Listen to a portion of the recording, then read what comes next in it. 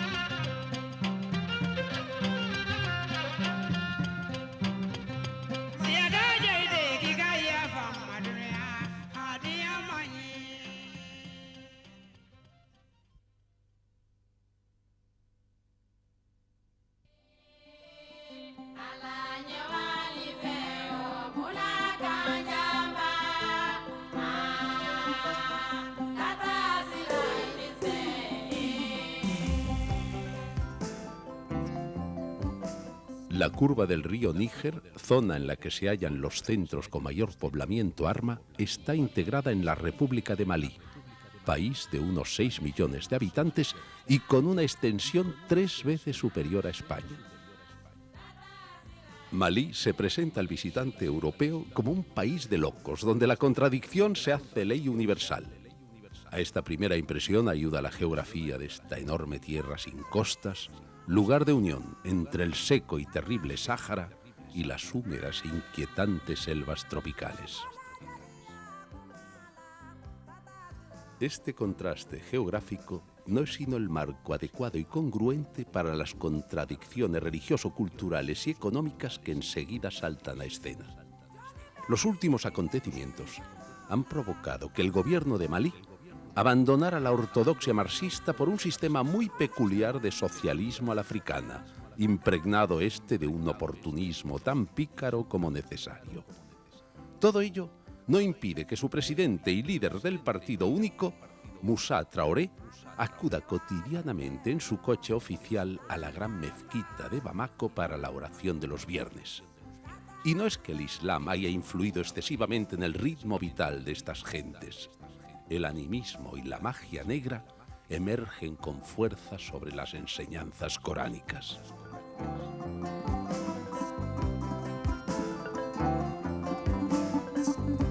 Si de lo religioso pasamos a lo económico, nos encontramos con el 4º país más pobre de la Tierra, habiendo sido tradicionalmente centro de grandes imperios que tenían como base el dominio de las fabulosas minas de oro del Sudán, así como el control del comercio de las caravanas, siendo todo ello la razón última de la sobrehumana gesta de los conquistadores andaluces.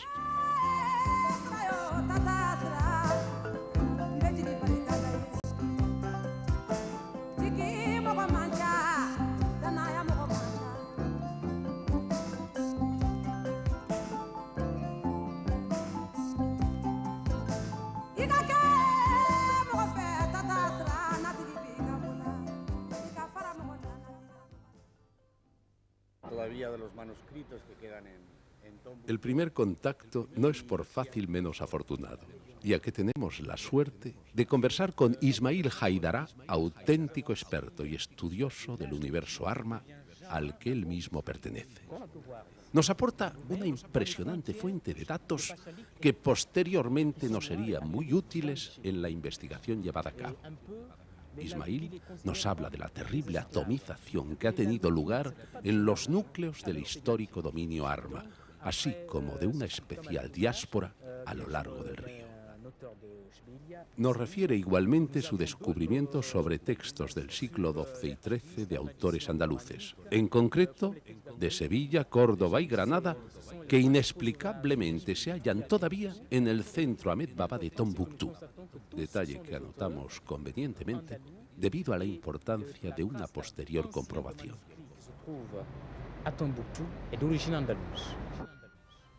Cargados por igual de una contenida ilusión romántica y de cierto escepticismo racionalista, salimos por fin de Bamako y salimos hacia nuestro primer objetivo, Djenné, la ciudad del delta interior. Paramos a comer en un pequeño poblado bambara donde observamos los puestos de carne repletos de moscas en plena calle. Pastores Peul de los alrededores que tiran de sus cabras hacia el mercado. Niños con hambre endémica que quieren ser supermanes. Y mujeres que incomprensiblemente soportan sobre sus cabezas cacharros descomunales.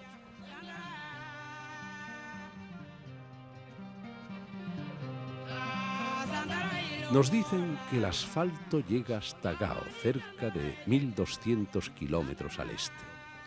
Y aunque se trate de la única carretera del país, comprobamos la tranquilidad de un tráfico que solo se ve inquietado por la presencia de estos enormes monstruos de la carretera que pretenden sustituir al burro y al camello. Toda la zona es de absoluto predominio bambara, siendo este un pueblo que constantemente estuvo fustigando a los armas de Djenné, aunque nunca lograron conquistar la ciudad. Islamizados desde el siglo XVIII por el jefe visionario Bitón Coulibaly, aún hoy se conservan en casos muy excepcionales y protegidos, curiosamente, casi a modo de reliquia, restos de su antiguo paganismo animista. Este es el caso del poblado Siracoro, lugar que nos disponemos visitar por su especial significación respecto de los ritos totémicos del cocodrilo sagrado. Tras recorrer un sinfín de kilómetros hacia ninguna parte y con signos alarmantes de estar suficientemente perdidos, nos llega la providencial ayuda de un pastorcito y de unas mujeres Peul que nos indican con absoluta pericia la localización exacta del poblado. El cansancio y la angustia por la tardanza no lograron superar la decepción sufrida al ser recibidos por los notables del lugar, quienes por boca de su jefe nos dicen que no tenemos la palabra y que por tanto es imposible cumplimentar nuestro deseo de ver el lago de los cocodrilos sagrados. En vano pretendíamos cambiar sus designios con la donación de aspirinas, de bolígrafos y otros artículos, que por cierto son enormemente apreciados por estas gentes. Y se llega a la conclusión de que existe una inquebrantable apropiación de determinadas especies animales por parte de algunos grupos o clanes, convirtiendo el hecho en una especie de patrimonio tribal que nadie, ni siquiera el propio ejército, es capaz de transgredir.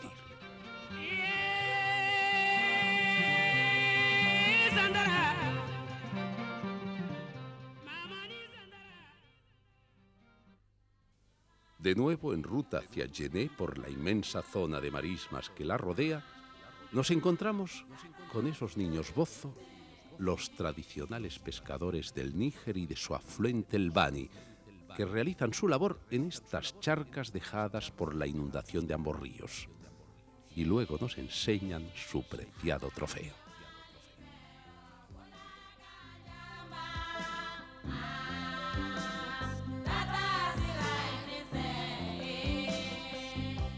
Por fin llegamos al Bani, denominado en lengua malinqué Río Negro. Su paso nos permite ver escenas pintorescas llenas de colorido. La época grande de estos ríos es el otoño, que es cuando se desbordan. Durante el verano llueve torrencialmente en los vecinos Senegal y Sierra Leona.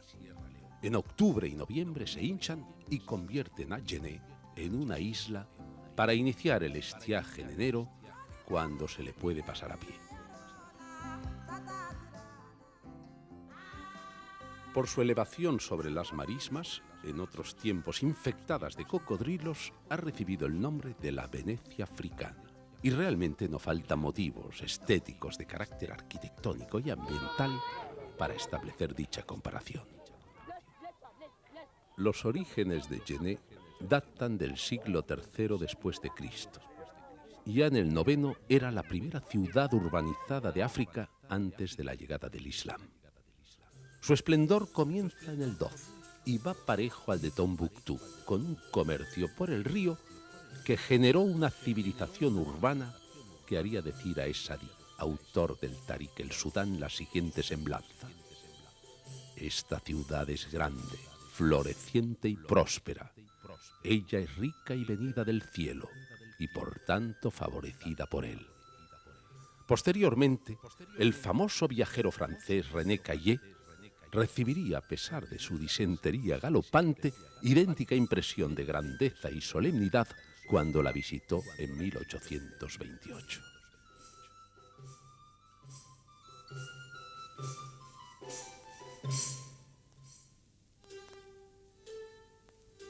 La gente se despereza pronto y con las primeras luces ya están en la calle las mujeres y los niños.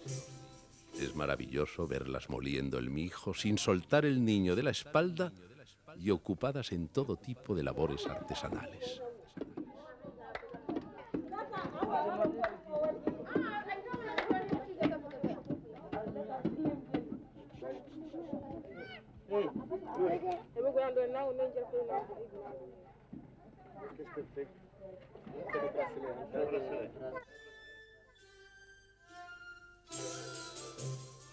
En cuanto a los hombres, el verlos trabajar es tan raro como encontrar un negro albino, porque ellos se dedican al rezo.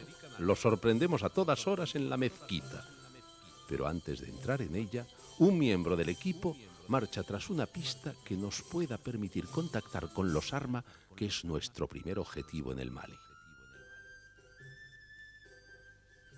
Este impresionante edificio, con 100 columnas y arcos ojivales que recuerdan el gótico, fue reconstruido en 1907 siguiendo los cánones marcados por el arquitecto granadino del siglo XIV, Es Sahelí.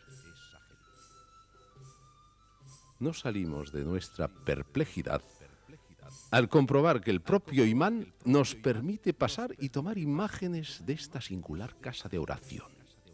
Hay que tener en cuenta que el Islam no favorece habitualmente la intromisión de los infieles a sus prácticas religiosas. Con la luz del sol, el color ocre rojizo característico de este conjunto arquitectónico se convierte en gris mortecino. El material empleado en su construcción es el banco, el adobe local, material tradicional en la arquitectura sudanesa y que está compuesto de barro mezclado con paja y una manteca llamada karité, una manteca que le da elasticidad y un color que cautiva gratamente. Se podría decir en un tono casi irónico que los habitantes de Djenné deben por igual la majestuosidad y formas fálico-gaudianas de la gran mezquita a los franceses que la rehicieron y al agua de la lluvia, que a modo de cantero resuelve año tras año su estilística.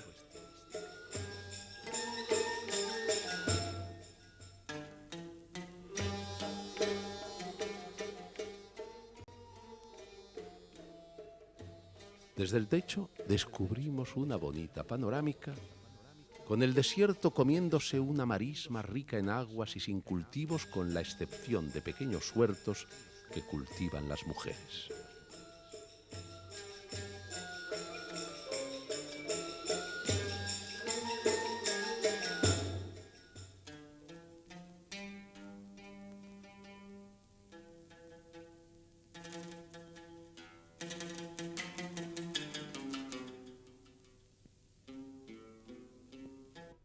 A pesar de ser esta una zona donde se hablan varias lenguas, existe, sin embargo, un patrón común para todos, ya que desde niños es obligatorio aprender el Corán en árabe.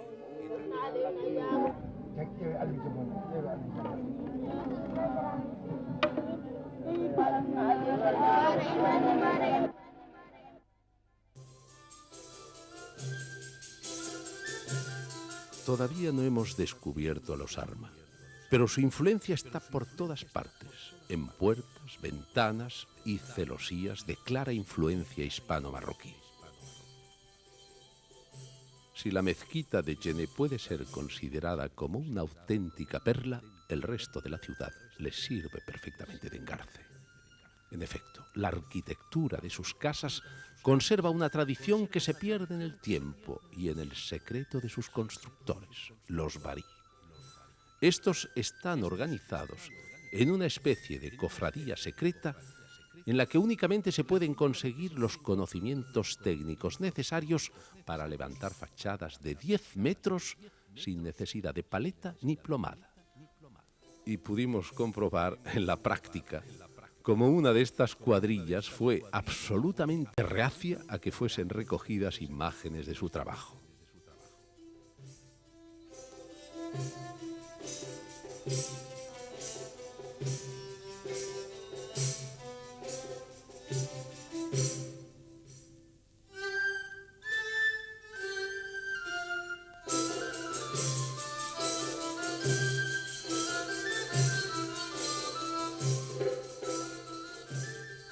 Hoy día, los Armas de Djenné viven en su barrio ancestral de San Coré, donde aún se conserva la puerta de entrada a la antigua casba. Desgraciadamente, una reciente restauración lo ha convertido en un dramático pastiche.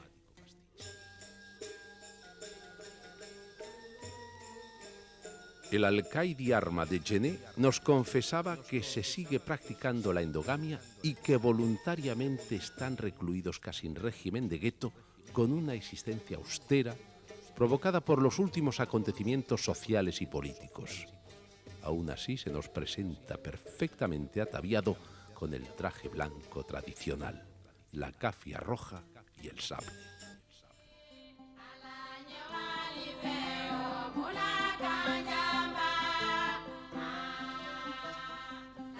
El resto de la sociedad dibuja, no obstante, un perfil ciertamente diferenciado en el que la mujer destaca por méritos propios como el único motor capaz de impulsar cualquier actividad generadora de elementos prácticos.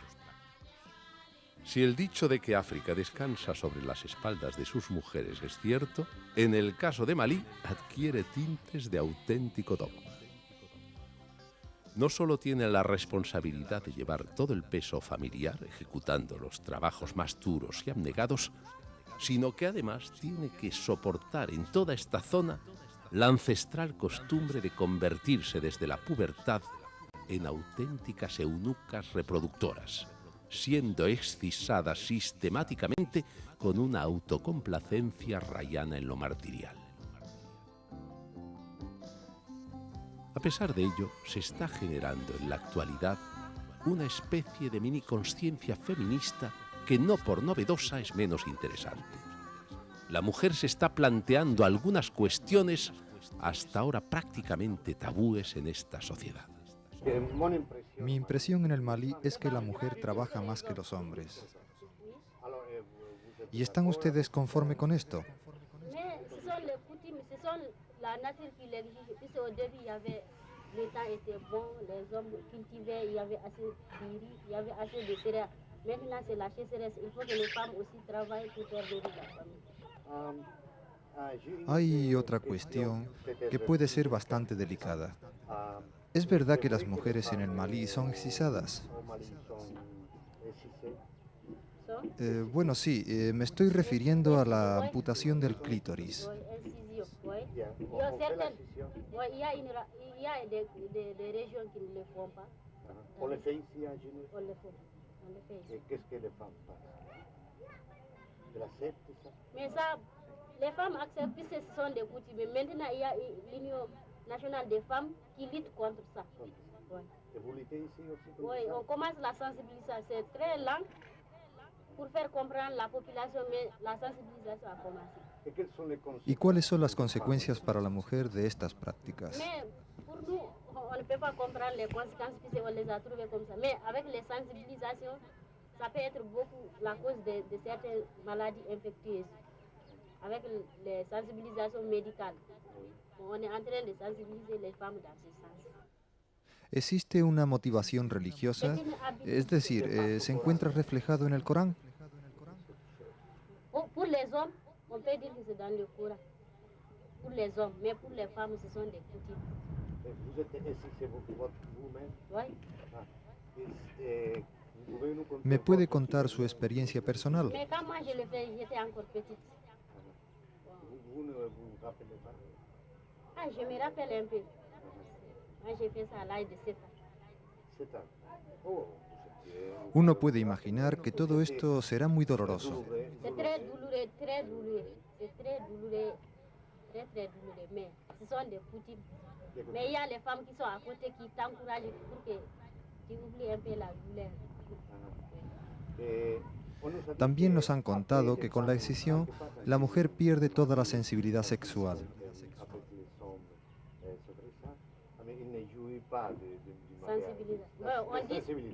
On dit ça, mais comme moi, je n'ai pas fait l'expérience, encore, je ne suis pas encore mariée, je ne sais pas. Ok, merci beaucoup.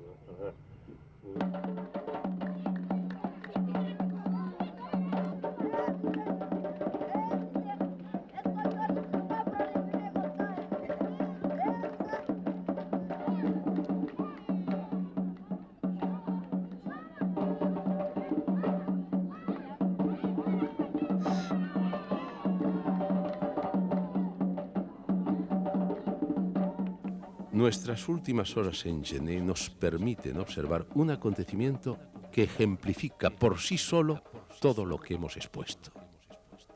Un grupo de muchachas marca, tras reunir algo de dinero para pagar a unos músicos, organizan una especie de guateque que les sirve a modo de fiesta orgiástica para reivindicar de forma inconsciente y a ritmo de tam-tam todo ese africanismo explosivo y sensual, sepultado en ocasiones por el Islam intransigente, en otras por el cruel colonialismo occidental y, cuando no, por la propia presión de las circunstancias geoambientales.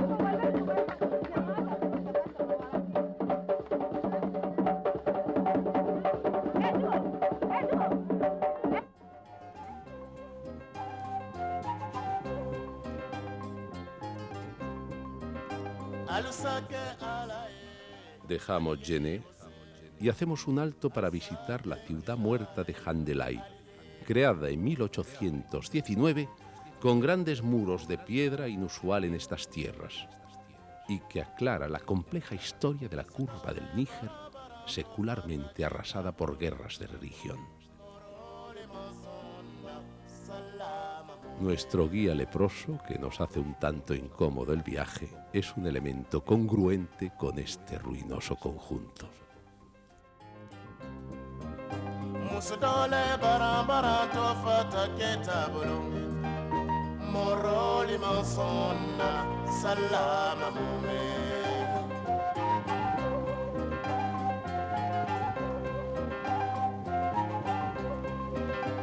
innolo ala samba ketabulu ntebelore ndamento nenole dundana.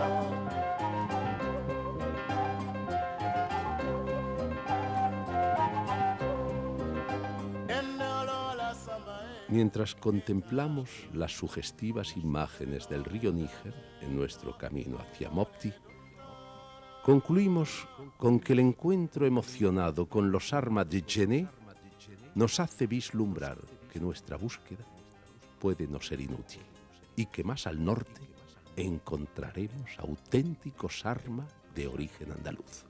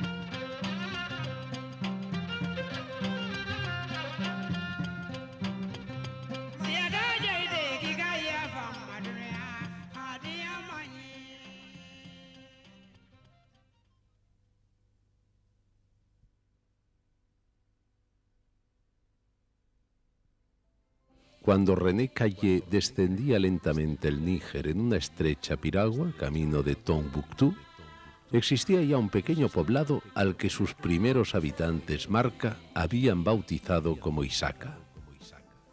Situado en la confluencia del Bani y el Níger, y apoyándose en materiales cuaternarios de aluvión, cobró una importancia inusitada con la voluntad política del jefe visionario Peul, Seydou Amadou.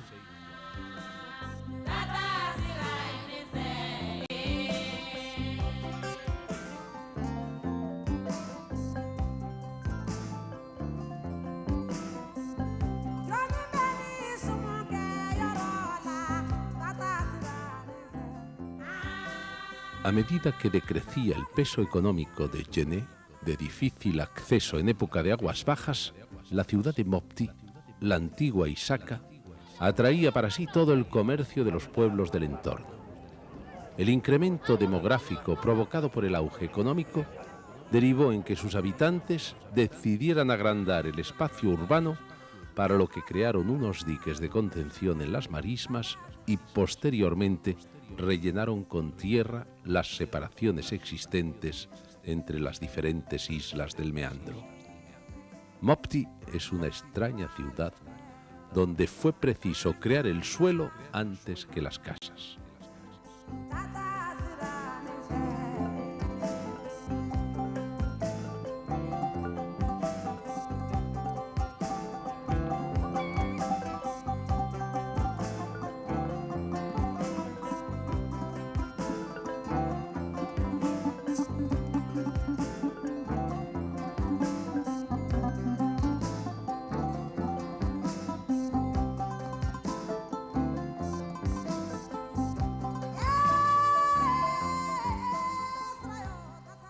La fortuna de Mopti proviene del río. Sus aguas siempre son aptas para la navegación de grandes pinazas, que increíblemente pueden llegar a transportar más de 100 toneladas de peso. Y no menos importantes y llamativas son las alargadas y rápidas piraguas de los pescadores bozo, que regularmente atracan en los pequeños muelles para desembarcar el pescado seco del que se llegan a formar auténticas montañas. Otras embarcaciones aseguran el transporte de mercancías y pasajeros que acuden al espectacular mercado del puerto. Mopti, al igual que Djenné, tienen también su día grande de mercado, el jueves. No obstante, se puede apreciar diariamente un abigarrado y espectacular movimiento de productos y de gentes que impiden que la dársena esté un solo momento vacía. Por ser una ciudad relativamente reciente, la presencia arma está circunscrita de forma casi simbólica a un ámbito puramente comercial y en algunos casos aspectos administrativos municipales. Ello, unido al enorme trayecto que aún nos queda por recorrer en busca de los auténticos asentamientos arma, hace que decidamos partir de la ciudad, la cual nos sirve de puerta para penetrar en un mundo donde, al igual que el terreno, se quiebra la lógica. El fascinante y mágico País Dogon.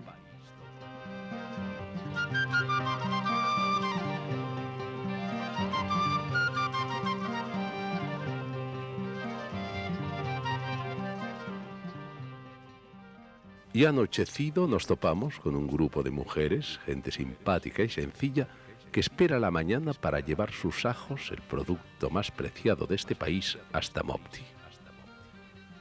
Al ver que nos acercamos, se dan la espalda unas a otras en un instintivo y ritual acto de defensa.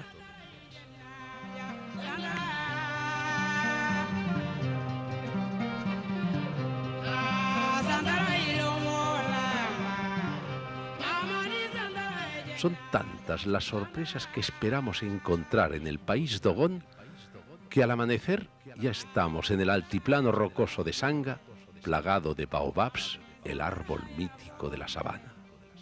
Cuenta la leyenda que un dios castigó a este árbol y lo puso boca arriba con sus raíces al aire. Así aparecen sus anárquicas e inverosímiles ramas retorcidas en el cielo. De su savia solían extraer los nativos el veneno de sus flechas.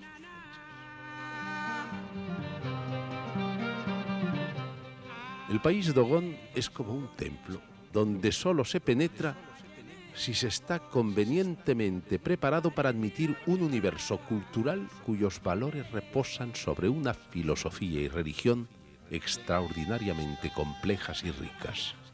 Se puede decir entonces que el acceso del espacio físico no es menos complicado que el cultural.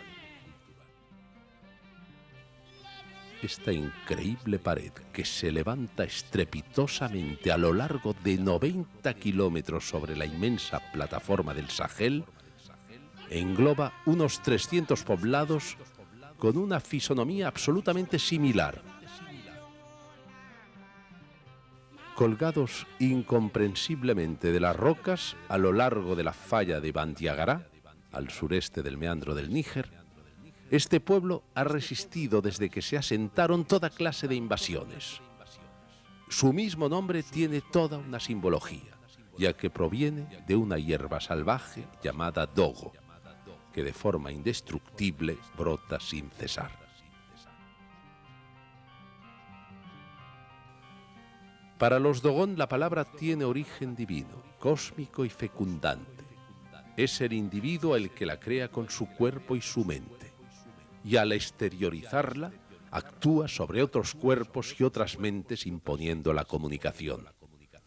Todo esto se confirma observando el alargado saludo que ejecutan entre ellos. El Dogon piensa que el primero en finalizarlo morirá antes y ello les conduce a eternizarlo en una ritual verborrea, en la cual se preguntarán por sus familias, incluso algunos metros después de haberse cruzado.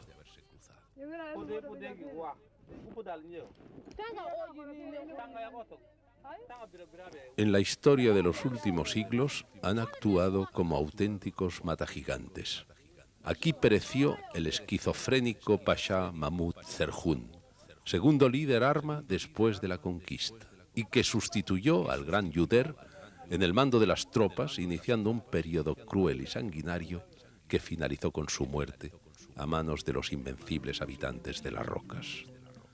Pero quizá el intento de sometimiento más espectacular y al mismo tiempo ridículo por lo desmesurado, lo constituyó el envío en 1940 de una escuadrilla de aviones y todo un batallón de legionarios franceses para doblegar a un pueblo de 150 habitantes que se habían negado a pagar tributos a la metrópoli.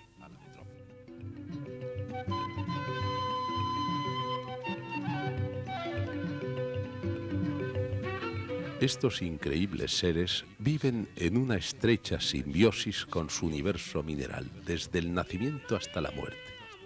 En efecto, los cadáveres son izados a unas alturas considerables a través de cuerdas, para posteriormente ser colocados entre las grietas de la pared, justo al lado donde tenían los habitáculos sus enigmáticos predecesores en esta zona, los pigmeos venidos de las selvas subguineanas.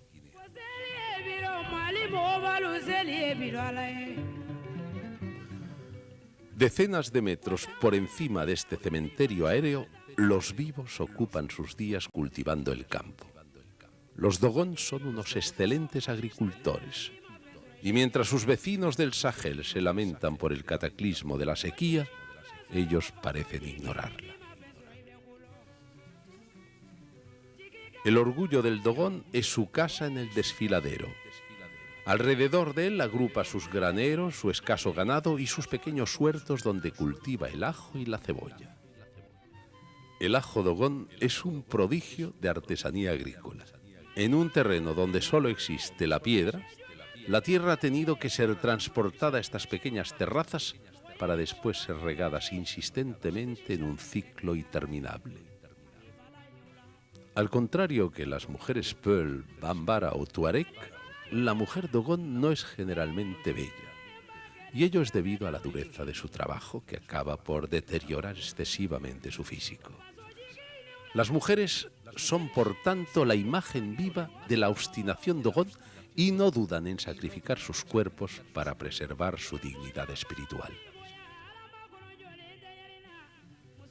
En definitiva, el secreto de la resistencia de este pueblo está ahí, en la presencia permanente de una creencia que sostiene y apoya cada gesta de la vida cotidiana.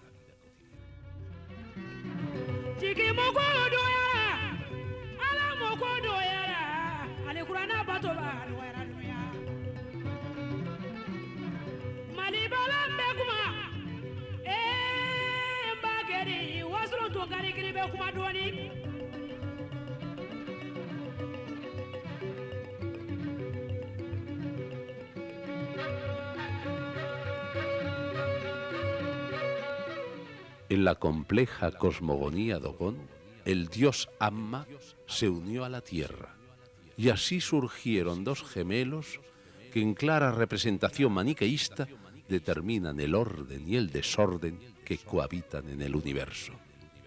Posteriormente creó a la pareja humana, de la que provienen los 8 antepasados primordiales. El 8 adquiere así significado cabalístico en el mundo Dogon. Los campos de ajo miden 8 codos. La mujer lleva 8 anillas en forma de media luna colgadas de la oreja y los graneros tienen 8 compartimentos.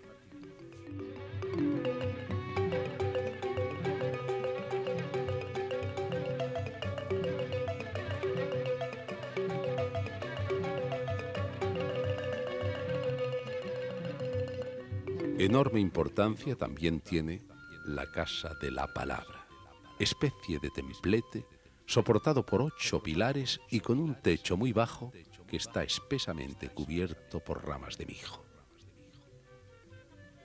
En él se reúnen los ancianos para celebrar consejo, cuando no están simplemente bebiendo su sabrosa y caliente cerveza de mijo mascado, que estoicamente nosotros tenemos que degustar.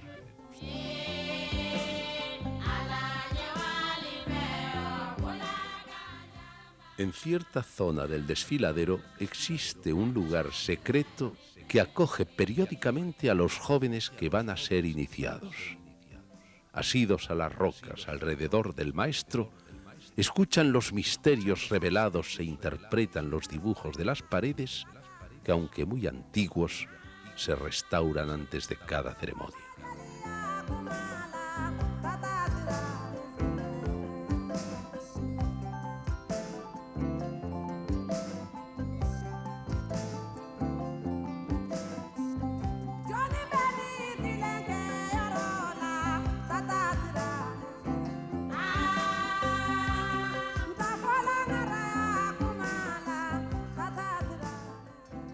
El maestro o gran iniciado es el Ogón y es la máxima autoridad espiritual. El Ogón es el más viejo de la comunidad y, según el mito, cada noche recibe la saliva de una serpiente sagrada que le transmite su fuerza vital, al tiempo que le prohíbe lavarse y andar descalzo por el poblado, ya que así dicha fuerza se perdería en el suelo.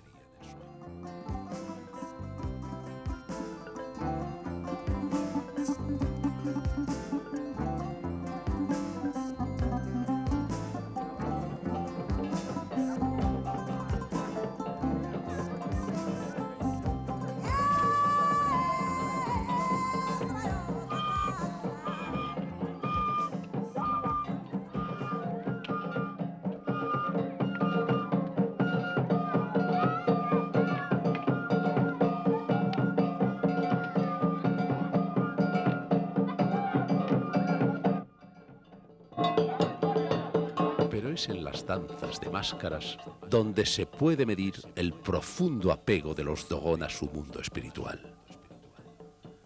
El origen de todas las danzas africanas está ligado íntimamente a ritos religiosos, pero su significación se ha perdido hoy en día en la memoria de sus gentes, quedando únicamente como divertimento. Nada de esto ocurre con los Dogon.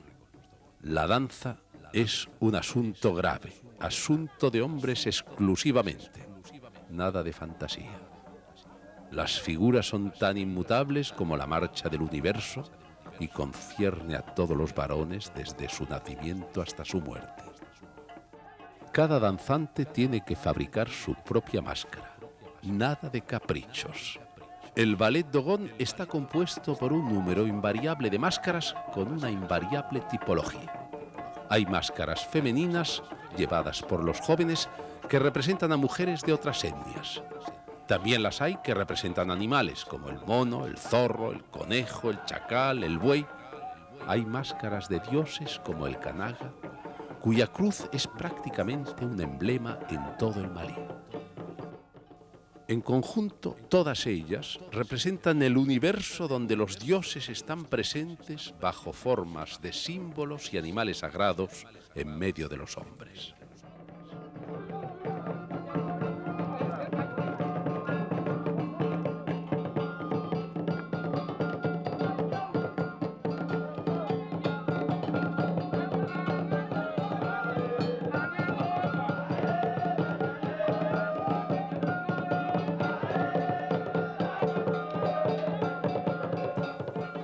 La danza es acompañada de unos tam-tam, algunos instrumentos arcaicos de viento y por ensordecedores gritos lanzados a intervalos por los propios danzantes.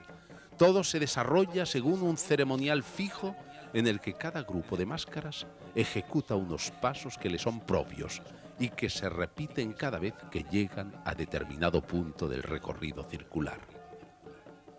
Así los Kanaga Ante determinada señal, rozan el suelo con el remate de sus cruces, al girar el tronco de forma espasmódica, interpretando con ello un rito solar en demanda de lluvia.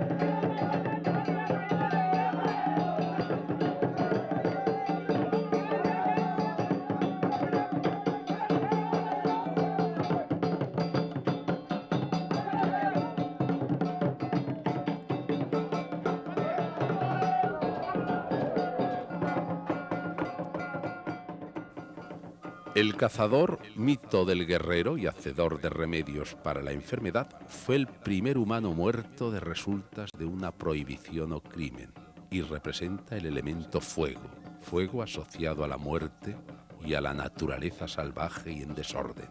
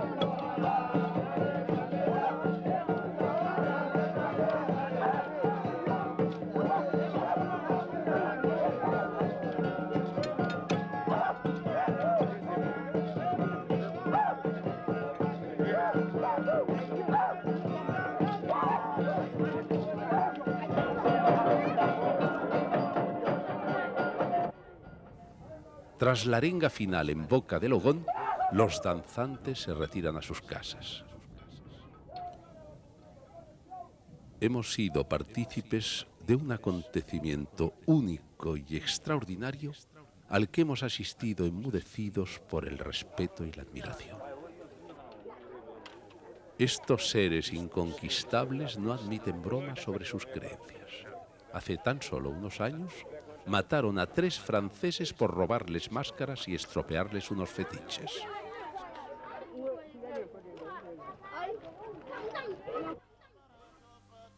Después de una penosa ascensión al desfiladero, intentando sedimentar vertiginosamente las sensaciones recibidas, nos disponemos ya a seguir la ruta hacia Gao.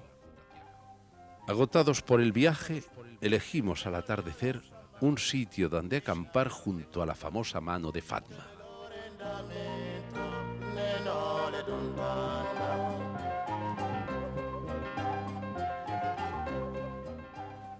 Este impresionante monumento pétreo se levanta sobre la llanura del Sahel adoptando la figura de una mano abierta hacia el cielo. En honor al profeta Mahoma se le dio el nombre de su esposa, Fatma.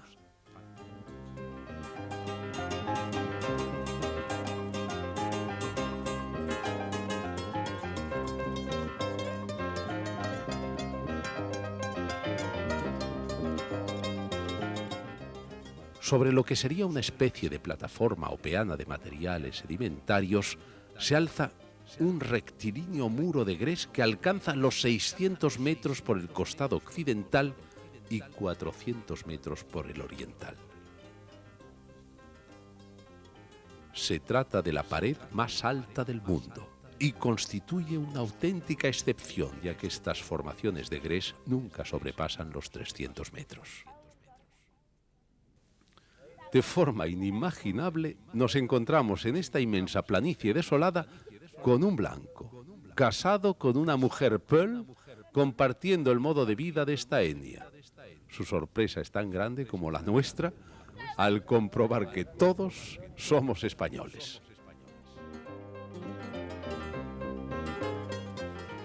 Con la misma majestuosidad que las manos de Fatma, se presentan en la zona del Hombori sus fabulosas mesas gigantes.